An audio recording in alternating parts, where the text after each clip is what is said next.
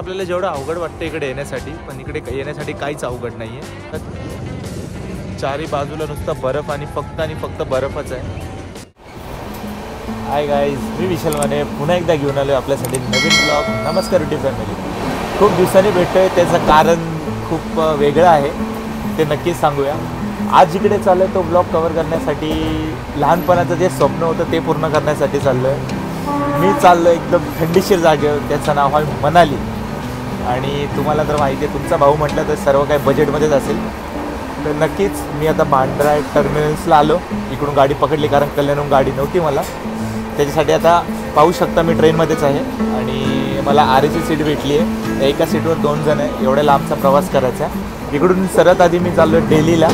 दिल्लीच्या नंतर बस पकडायची आहे. तुम्हाला पुढचा प्रवास नक्कीच दाखवेल, सोबत राहा.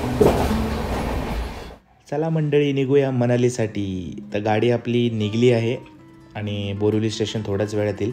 गाडी नंबर 19019 हरिद्वार सुपरफास्ट एक्सप्रेस असं म्हटलं जातं, पण ही सुपरफास्ट नाही आहे. 72 स्टेशन घेते. कल्याणहून तिकीट नाही भेटलं, त्यामुळे मला इथून तिकीट घ्यावं लागलं. तर गाडीची वेळ रात्री 12:05 तर चला, मी इथून आता निघतो आणि तुम्हाला भेटतो डायरेक्ट दिल्लीला आणि पुढच्या इन्फॉर्मेशन तिकडे देतो.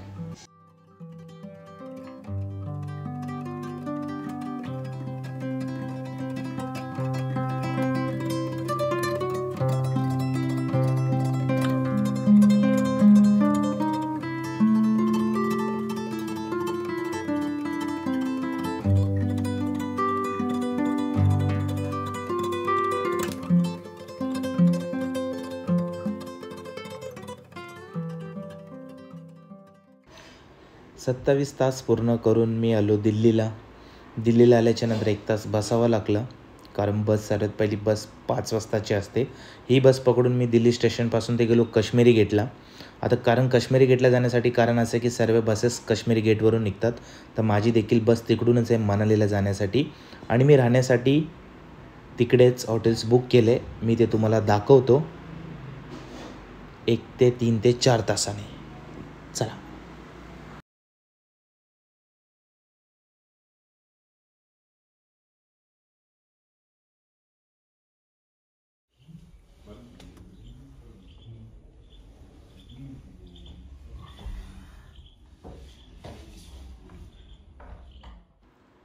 तर आपण पाहू शकता, हे इकडचं होमस्टे करून आहे काश्मीरी गेटच्या बाजूला.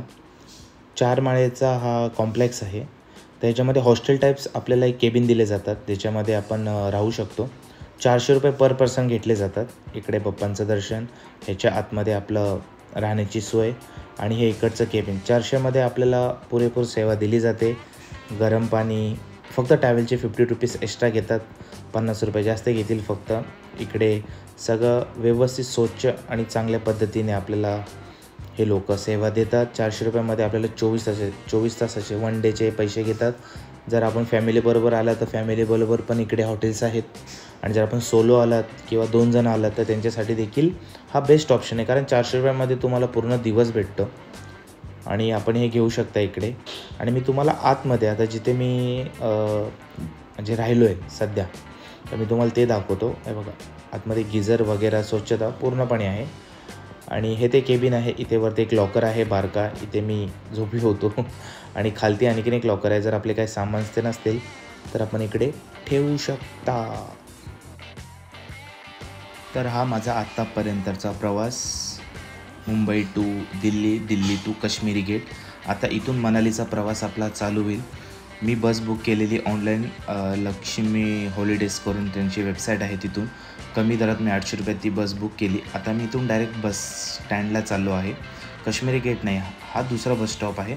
पेट्रोल पंपच्या बाजूला हे प्रायव्हेट बसेस लागतात. तर मी तुम्हाला तिकडे भेटतो.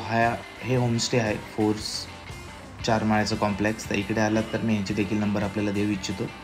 आणि बस एवढंच होतं इकडे. आणि आतापर्यंतचा माझा खर्च झाला आहे 1200 रुपये. बाकीच्या इन्फॉर्मेशन मी तुम्हाला आता बसमध्ये बसल्यावर देतो.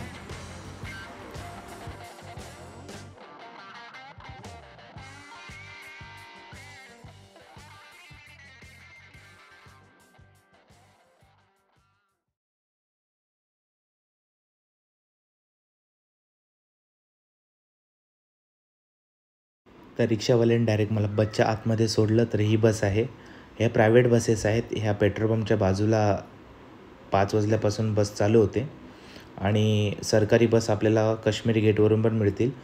इकडे आर्मरेस्ट पण व्यवस्थित दिलेलं आहे आणि मी ह्या गाडीचे 800 रुपये दिलेत. बाकी डिटेल्स मी पुढे सांगतो तुम्हाला. लक्ष्मी हॉलिडे इथेही बुक केली गेली आहे. सीट्स वगैरे तर सगळे स्वच्छ आहेत, चांगले आहेत. आणि वरती इथे AC ची 2 हवा येण्यासाठी दिलेत आणि ही लाईट, याचे बटन. आता गाडी बंद आहे, नंतर दाखवतो. आणि हा इथे छोटा मोठा स्पेस आणि मेन आपल्याला एक चादर दिली जाते झोपण्यासाठी गाडीमध्ये. तर ही एक चादर आहे आणि बरंच काय. तर बस निघली आपली मनालीला जाण्यासाठी. दिल्ली ते मनालीचं अंतर आहे 550 किलोमीटर आणि मी खूप एक्साइटमेंट आहे माझ्यामध्ये, कारण मी फर्स्ट टाईम बर्फात जाणार आहे. आणि गाडीचे डिटेल्स मी आपल्याला सांगतो. गाडी आपल्याला ही सोडेल डायरेक्ट मनालीला. मी सकाळी भेटतो. Good night. मी निघले होतो दिल्लीमधून 6 वाजता आणि मी सकाळी इकडे पहाटे पोचलो 6 वाजता. तर हे बघू शकता, हे मनालीचं प्रायव्हेट बस स्टॉप आहे. जेवढ्या पण प्रायव्हेट बसेस इकडे थांबतील आणि जे HRTCच्या ज्या गव्हर्मेंट बसेस आहेत ते वरती माल रोडला थांबतील. तर बस बुक करण्यासाठी चांगलं ऑप्शन आहे आणि कम्फर्टेबल आहेत. आणि मेन थिंग, इकडे येण्यासाठी आपल्याला फक्त सेमी स्लीपरच बस भेटेल, फुल्ली स्लीपर भेटणार नाही, कारण इकडचे रस्ते खूप घाटाघाटातून येतात, त्यामुळे सेमी स्लीपरच बस आपल्याला भेटतील. तर इथे आपल्याला बस सोडते, इथून आपला प्रवास चालू होतो वरती जाण्यासाठी. तर इथून थेट आपल्याला वरती चालत जायचं आहे. 1 किलोमीटरचं अंतर आहे. आपण पायी करू शकता किंवा गाडीने करू शकता.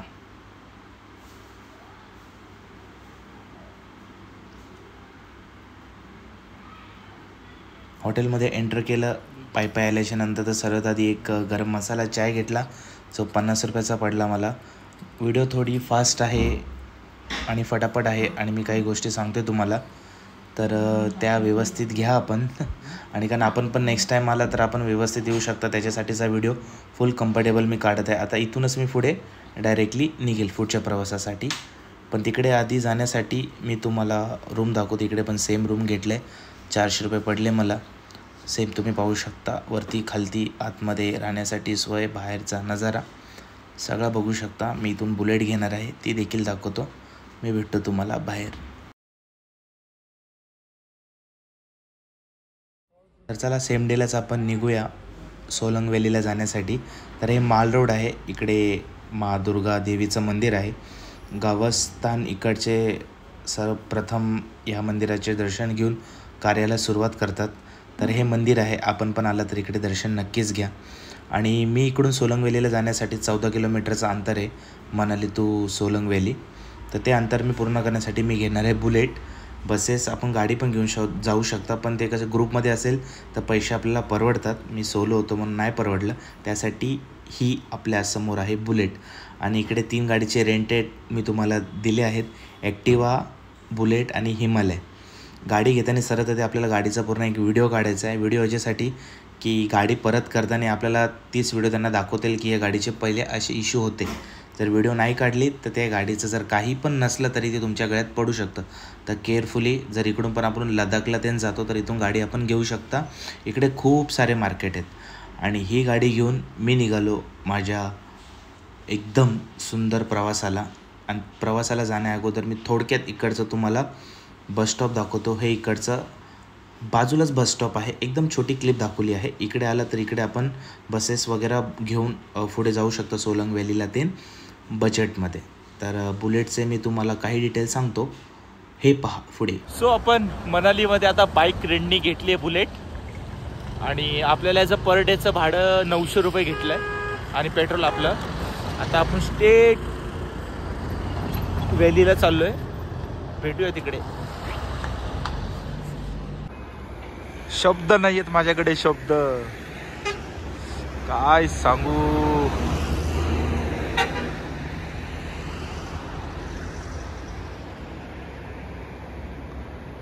सगळीकडे नुसता बर्फ.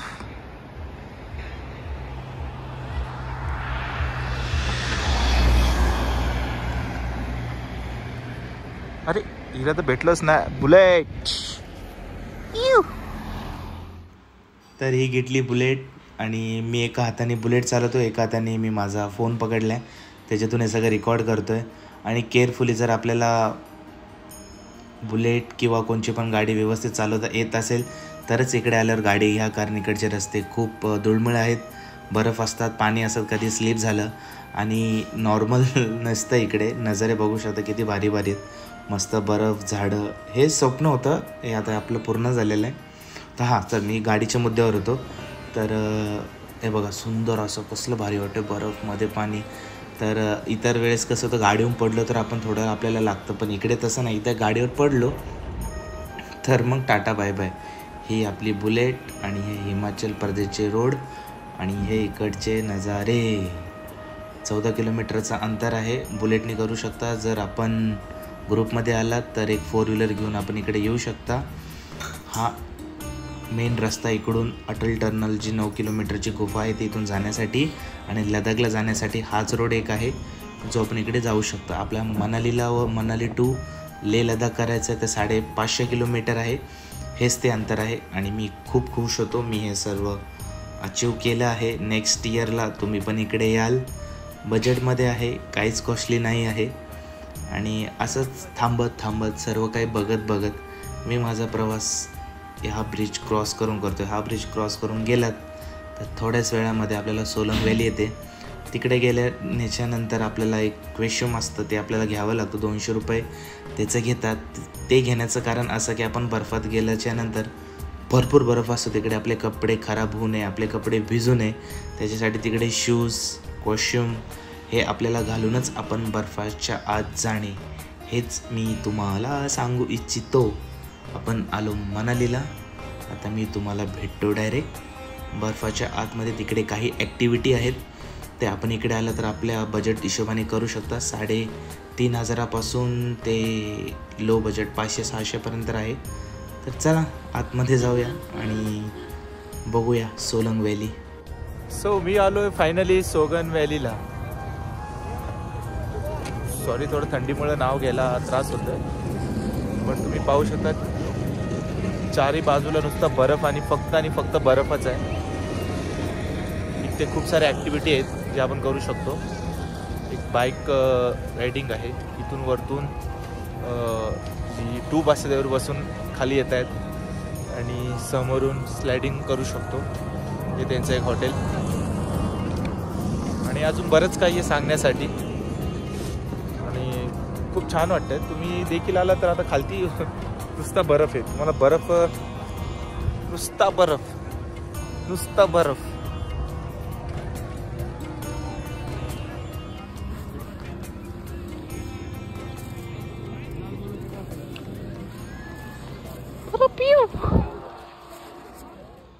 हे पाहू शकता सगळेजण मस्त एन्जॉय करत आहेत. आपण पण लवकरच इकडे याल. तर हे ॲक्सेसरीज आहेत इकडे, हा मॉल मोठा राऊंड आहे इकडे. तर इकडे सर्व प्रकारचे आपल्याला फोटोज, ॲक्सेसरीज, रोपे वरती जाऊन खालती येण्यासाठी, स्लायडिंग, ते बघा ते ट्यूब, त्या ट्यूबमध्ये ह्याच्यामध्ये बसून ते बघा ते कसे खालती येतात वरतून. आणि मेन इकडचं सर्वात महागडं हे 3,500 ते 4,000 रुपये वन टाईमचे घेतात वरतून खालती येण्यासाठी आपल्याला. आणि अजून बरंच काही आहे. आता थोडीफार मी मस्ती करेल आणि इन्फॉर्मेशन तुम्हाला पुढच्या देतच राहतो हळूहळू. व्लॉग एन्जॉय करा. मी पण करतो, मी भेटतो तुम्हाला पुढे. ॲक्च्युली आपल्याला जेवढं अवघड वाटतं इकडे येण्यासाठी, पण इकडे येण्यासाठी काहीच अवघड नाही आहे. खूप सिम्पल आणि सरळ पद्धतीने आपण येऊ शकतो इकडे. मला बाईक राईड करायची होती म्हणून मी ती केली. जर आपणास पण जर कधी वाटलं इथं आलो तर बाईक राईड करू शकता, नाही तर बसेस अवेलेबल आहेत जे तुम्हाला सोलंग व्हॅलीजपर्यंत सोडतील. त्याच्यानंतर पुढे अटल टनल आहे जो 9 किलोमीटरची गुफा. माझं नशीब नाही आहे यावेळेस, कारण बर्फ खूप प्रमाणात पडलं त्यामुळे रस्ते बंद आहेत, गाड्यासुद्धा जात नाही आहे. तर लास्ट स्टॉप आहे, इथपर्यंत सगळ्या गाड्या, बसेस सगळे इथपर्यंतच येतात आहे, त्याच्या पुढे गाडी जात नाही. तर ही सोलंग व्हॅली आहे, नुसता बर्फ आणि नुसता बर्फ. लहानपणी विचार केला की आपण कधीतरी बर्फात उड्या मारणार आणि आज ते पूर्ण झालं आहे. असंच आयुष्याचे एक स्वप्न पूर्ण करायचे. मी पण एन्जॉय करतोय, आपण पण एन्जॉय करा. यूट्यूबच्या माध्यमातून मी तुम्हाला सर्व इन्फॉर्मेशन. चला आता मी एन्जॉय करतो, तुम्हाला भेटतो नंतर. बाय. हे बर्फात असलेलं आणखीन एक मंदिर पाहू शकता, किती छान दिसतंय. ह्याचे देखील दर्शन नक्कीच घ्या. मी देखील घेतले, आपण देखील नक्कीच घ्या. बहुत मजे. वेरी चालाक ब्रो, वेरी चालाक.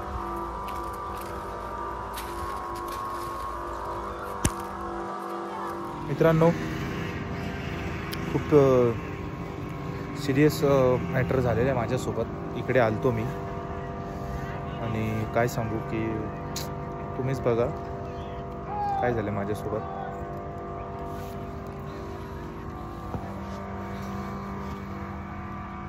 मला बर्फ भेटला, ताजा ताजा बर्फ भेटला. असा बर्फ घेल का नाही, आणि जे कोणी फकफक करतात का नाही, आकाशात पतंग कशा उडतात तसे नुसते हे उडत होते. मला तर बघून एवढी भीती वाटत होती, आणि हे एवढं म्हणजे एन्जॉय पण खूप करत होते. मजा पण भरपूर येत होती. मी येण्या अगोदरच इकडे बर्फ पडला होता, त्यासाठी मी थोडं चालत चालत दमत वरती जाण्याचा प्रयत्न केला. पार वरतीपर्यंत पण नाही गेलो, तर जे झाड दिसतात आपल्याला 3 झाड, तिथपर्यंतच मी जाऊन तिकडे बसलो. कारण त्याच्या पुढे जाण्याची अंगामध्ये शक्ती नव्हती, कारण बर्फ पण भरपूर होता आणि पाय देखील सरकत होते. 2 वेळेस मी पडलो बर्फामध्ये. आणि त्याच गडबडीमध्ये कुठेतरी माझा गोप्रो मिस झाला. ते माझ्या नंतर लक्षात आलं, कारण एवढा खुश होतो की मी मला काही समजत नव्हतं इकडे की काय करू काय नको. तर हा ताजा ताजा बर्फ बोट ठेवल्या दबला जातोय, आणि हा बर्फ घेऊन थोडं काहीतरी बनवण्याचा प्रयत्न केला. ते झालं नाही, कारण आता ऊन आहे, नंतर पाऊस पडतो, नंतर सावली पडते, मग अचानक बर्फ पडतो. क्लायमेट कधी पण चेंज होत राहतो. तर आपल्या सेफ्टीला एक छोटीशी छत्री किंवा एक छोटंसं रेनकोट ठेवणं गरजेचं आहे. तर हा होता आतापर्यंतचा इकडचा सोलंग व्हॅलीचा प्रवास. पुढच्या मी दुसऱ्या एपिसोडमध्ये आपल्याला इकडचे 4 मंदिर ते दाखवणार आहे. तर आता प्रवास करत मजा करत हा दिवस मी घालवेल, आणि मी पुन्हा आपल्या घराकडे म्हणजे माझ्या हॉटेलकडे मी निघण्याचा प्रयत्न करा. तर हे काय बनतं काय नाही बनत तुम्हीच बघा. अजून थोडी मस्ती करतोय, आणि त्याच्यानंतर मी बर्फामध्ये माझं स्वतःचं नाव लिहिणार आहे, विशाल माने. काय म्हणजे किती खुशी वाटते ना की आपण असलं काहीतरी करतोय. पॅराशूट.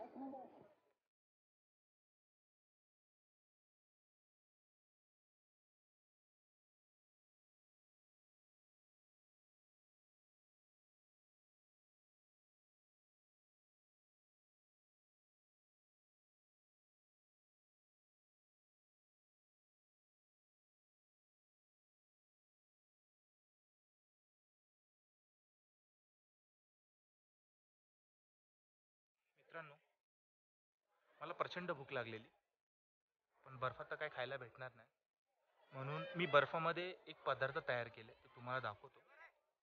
खूप आनंद झाला. हे ते पदार्थ आहे जे मी तयार केले. ह्याला टमाट्याचं सूप म्हटलं जातं. हा हा हा. तुम्हाला प्रश्न पडला असेल मी कसं बनवलं. ॲक्च्युली झालं असं की तिथून तो काका चाललेला, त्याला बोलवलं आणि 40 रुपयाचं घेतलं. आता आजूबाजूला कोणीच नाही, म्हणून बोलता येते की मीच बनवले. चला एन्जॉय करतो बर्फात, तुम्ही पण करा.